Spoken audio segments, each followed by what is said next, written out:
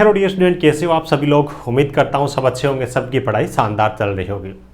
प्यारे बच्चों, जैसे कि आप सभी रेलवे की ग्रुप डी भर्ती का इंतजार कर रहे होंगे, है ना। एएलपी की भर्ती आ गई, टेक्नीशियन की भर्ती आ गई, एसआई कांस्टेबल की भर्ती आ गई, एनटीपीसी भर्ती का नोटिफिकेशन आ गए, लेकिन ग्रुप डी की भर्ती नहीं आई है। तो रेलवे ग्रुप डी की भर्ती कब तक आने वाली है, पदों की संख्या क्या हो सकती है, इस बार कुछ नया होने वाला है, 10th वालों को क्या मिलने वाला है, आईटी वालों को क्या मिलने वाला है, अप्रेंटिसशिप वाले को क्या मिलने वाला है, रेलवे के नए नियम क्या बोल रहे हैं, एक एक चीज के बारे में बात करने वाले, किन के लिए कितने कितने यानी कि कौन कौन सी पोस्टें हो सकती है, एक एक के बारे में डिटेल में बात करने वाले हैं। सो वीडियो को लास्ट तक जरूर देखना, और जितने भी आईटीआई डिप्लोमा बीटेक वाले बच्चे हैं चैनल को सब्सक्राइब जरूर कर लीजिएगा, क्योंकि यहां पे सभी प्रकार की सरकारी तकनीकी भर्तियों के बारे में जानकारी और मार्गदर्शन आपको मिलता रहेगा। टेक्निकल बच्चों के लिए अपना डेडिकेटेड चैनल है। सबसे पहली चीज, रेलवे के अंदर ग्रुप डी की इतनी बड़ी भर्ती आने वाली है, जो कि न तो पहले कभी आई है और आगे भी आएगी या नहीं आएगी। मैं इसलिए बोल रहा हूं क्योंकि रेलवे में नई भर्ती बड़े पदों पे ग्रुप डी की करवाने के लिए अभी बहुत ज्यादा दबाव है, बहुत ज्यादा एक्सीडेंट हो रहे हैं, रेलवे की बहुत ज्यादा तोहिन हो रही है, गवर्नमेंट की बहुत ज्यादा तोहिन हो रही है। तो ग्रुप डी के बहुत सारे काम जो ठेका प्रथा के द्वारा चलाए जा रहे थे, उन चीजों को खत्म करके रेलवे ने खुद, है ना, रेलवे ने खुद वित्त मंत्रालय को लेटर लिखा है। यहां देखो 3 लाख से ज्यादा पद जो रेलवे के अंदर खाली है, उन पदों को छोड़ दे, उसके बाद में भी इन्होंने नए पद और ज्यादा सृजन करने के लिए इन्होंने वित्त मंत्रालय को लिखा, जिसके अंदर लगभग 80,000 के आसपास में पद है। और 8% अगर अपन बात करें तो ग्रुप डी के 1 लाख से ज्यादा पद खाली है, 1 लाख से ज्यादा पद खाली है, उन पे तो इनको भर्ती करवानी है। और उसके बाद में 80,000 नए पद भी सृजित करवाने के लिए इन्होंने वित्त मंत्रालय को पत्र भी लिख दिया। और यहां पे ये जो पत्र लिखा, जिसके अंदर ज्यादातर जो भर्ती होने वाली है, रेलवे बोर्ड के एक वरिष्ठ अधिकारी ने बताया विभाग में अधिकांश नए पदों का सृजन रेल सुरक्षा वर्ग में किया जाएगा, जिसमें प्रमुख रूप से signal and telecom, civil engineering, electrical, electrical rolling stock, ठीक है, और इसी हिसाब से मैकेनिकल वगैरह ये जो डिपार्टमेंट है इनके अंदर होने वाले। जैसे कि आपको पता है ग्रुप डी के अंतर्गत भी इंजीनियरिंग डिपार्टमेंट की बहुत सारी पोस्ट होती है, लगभग 80%। अधिकारी ने बताया 21 सितंबर 2016 को रेल बजट को आम बजट में उल्लेख कर दिया गया था। रेलवे में नए पदों को सृजन के लिए वित्त मंत्रालय से अनुमति लेनी होती है।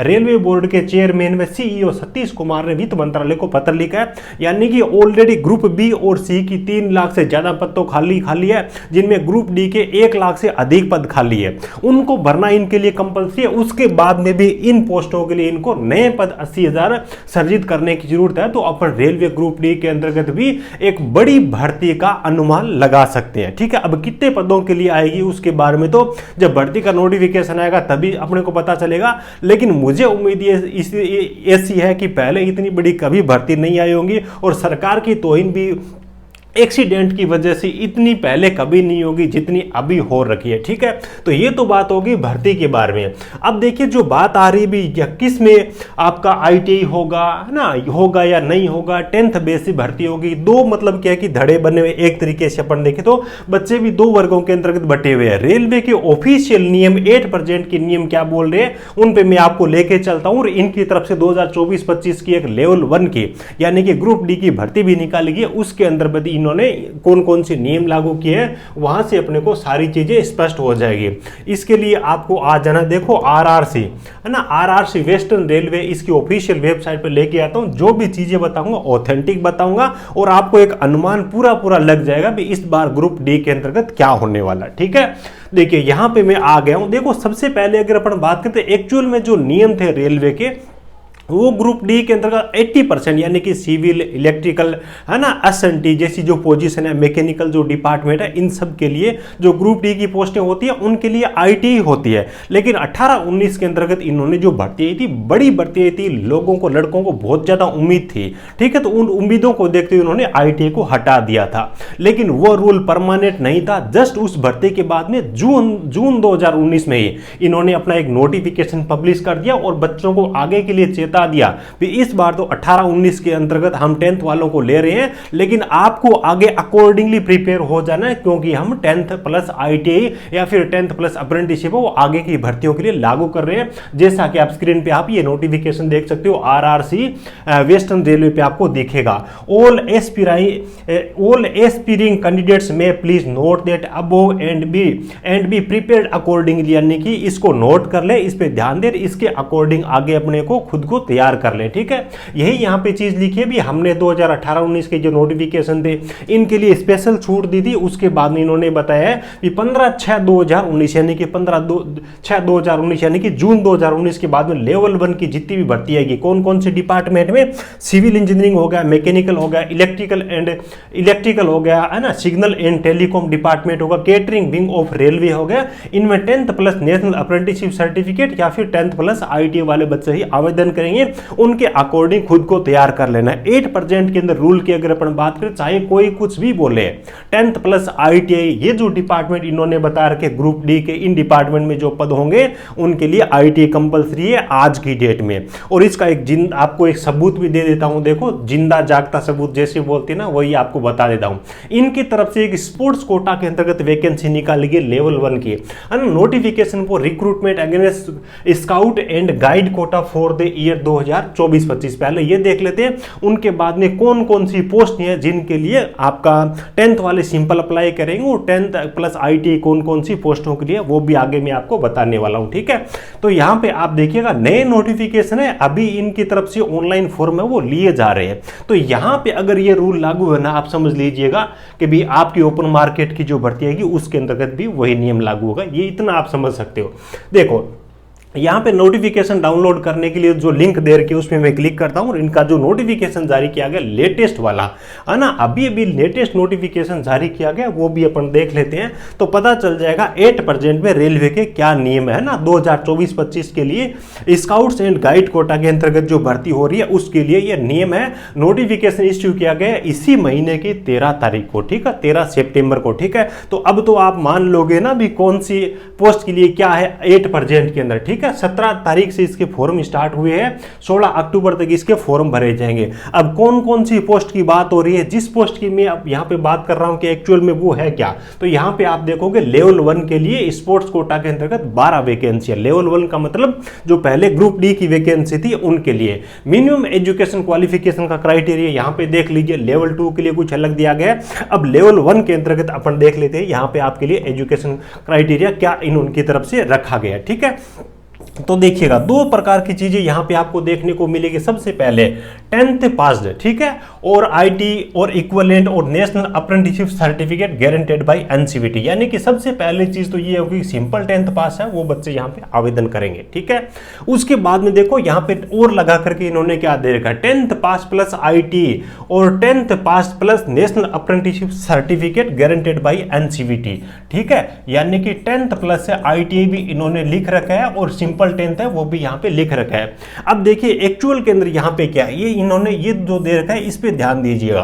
For civil engineering, mechanical, electrical, signal and telecom department. ठीक है, यानी कि ये जो क्वालिफिकेशन है ना, ये जो क्वालिफिकेशन है वो लागू होने वाले इन पे, यानी कि सिविल, मैकेनिकल, इलेक्ट्रिकल, SNT की जितनी भी डिपार्टमेंट के अंदर वैकेंसी है इन सब में तो आपका होने वाला है 10th प्लस ITI और बाकी पोस्टों में होगी 10th। ठीक है, अब बाकी कौन कौन सी पोस्ट है, इनके अंतर्गत कौन कौन सी पोस्टें आती है उनके लिए मैं आपका 2018-19 वाला नोटिफिकेशन उस पे लेके चलता हूं, आपको पूरा अनुमान हो जाएगा भी ITI के लिए क्या इस बार होने वाला है और 10th के लिए कितना क्या हो सकता है। तो ये आपने देख लिया होगा, यानी कि रेलवे के 2024 के अंदर प्रेजेंट के जो रूल है लेवल 1 में electrical, mechanical, signal and telecom, ठीक है ना, ये जो जितने भी इंजीनियरिंग की पोस्ट है ग्रुप डी के अंतर्गत उन सब के अंदर क्या है ITI होनी चाहिए या फिर अप्रेंटिसशिप, दोनों में से एक चीज कंपलसरी है। सिंपल 10th से यहाँ पे काम नहीं चलेगा।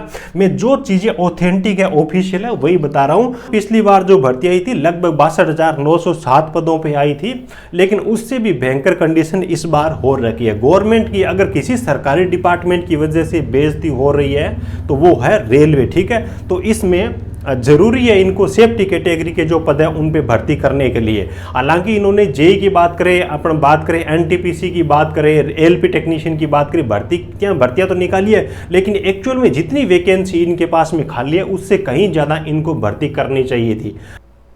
आ जाइएगा, ये देखिएगा, है ना, ये यहाँ पे इन्होंने दर्शा रखा है। भी डिपार्टमेंट के बारे में अगर अपन बात करें ना तो देखिएगा सबसे यहाँ पे ऊपर से स्टार्ट करें तो इलेक्ट्रिकल, ठीक है, इलेक्ट्रिकल है, वो अपन ने देखा ही है। उसके बाद इंजीनियरिंग जो लिखा हुआ है उसका मतलब है सिविल के डिपार्टमेंट, उसके बाद मैकेनिकल हो गए, उसके बाद में SNT के हो गए, ठीक है। यहाँ पर भी एजुकेशन क्वालिफिकेशन 2 हिस्सों के अंदर डिवाइड करके रखी है। बाद में इनकी तरफ से है ना वो चीज़ थी कि भी इनको हटाना पड़ा था ITA को ना। पहले इनके जो रेलवे के ऑलरेडी जो नियम है ना वो यही कहते हैं। यहाँ पर भी आप देखोगे, देखो नीचे वाली जो 5 पोजीशन है ना, नीचे वाली जो 5 पोजीशन है लगभग 5 होगी, 24 नंबर से लेकर के 28 नंबर, यानी कि मेडिकल डिपार्टमेंट के अंदर जो पोस्टिंग होती है वो, और ट्रैफिक वाली जो पोस्टिंग होती है ना, जैसे कि पॉइंट्स मैन है, गेटमैन हो गया, पोर्टर, हमाल होगा, स्वीपर कम पोर्टर हो गया, इन सब के लिए, हॉस्पिटल असिस्टेंट हो गया, हेल्पर मेडिकल हो गया, इन सब के लिए तो क्या होता है कि जिनके पास में सिंपल 10th है, रेलवे का नियम ये कहता है कि वो अप्लाई करेंगे।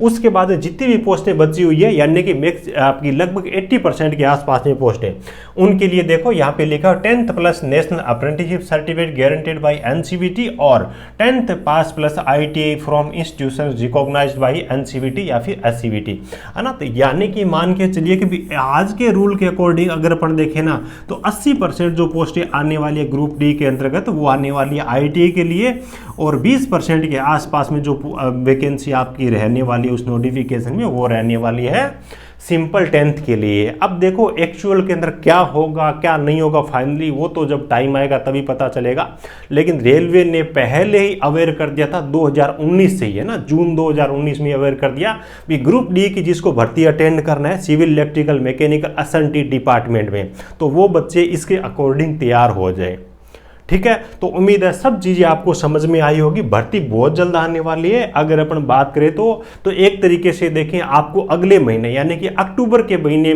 के लास्ट तक मेरे हिसाब से ग्रुप डी की भर्ती वो देखने को मिल सकती है, यानी कि बहुत ज़्यादा टाइम ये नहीं लगेंगे, लगभग एक के बाद करके सारी भर्तियाँ निकाल दी है। बस ग्रुप डी की वैकेंसी बची है वो भी ये बहुत जल्द निकाल देंगे, ठीक है। चलिए वीडियो अच्छा लगा तो एक प्यारा सा लाइक करना, अपने ज़रूरतमंद दोस्तों के साथ में इस वीडियो को शेयर जरूर करिएगा। चैनल पे पहली बार विजिट कर रहे हो सब्सक्राइब जरूर कर लीजिएगा। तकनीकी भर्तियों के बारे में जानकारी नोटिफिकेशन के लिए आप हमारे टेलीग्राम चैनल को भी ज्वाइन कर सकते हो। टेक्निकल जॉब ज्ञान के नाम से टेलीग्राम चैनल है जिसकी लिंक आपको इस वीडियो को डिस्क्रिप्शन में मिल जाएगी। Thank you, best of luck.